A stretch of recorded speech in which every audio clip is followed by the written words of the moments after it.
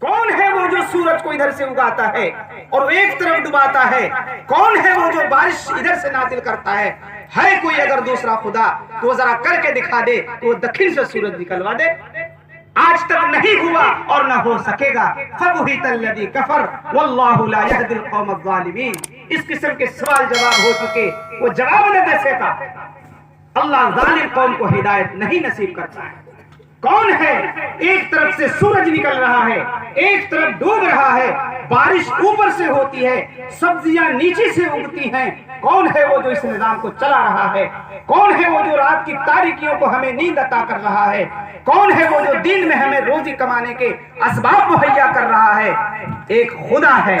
اگر ایک خدا کے علاوہ اس کائنات کے اندر دوسرا خدا ہوتا تو آپ یاد رکھیں یہاں کا نظام درہم برہم ہو جاتا۔ ایک ملک کا دو صدر نہیں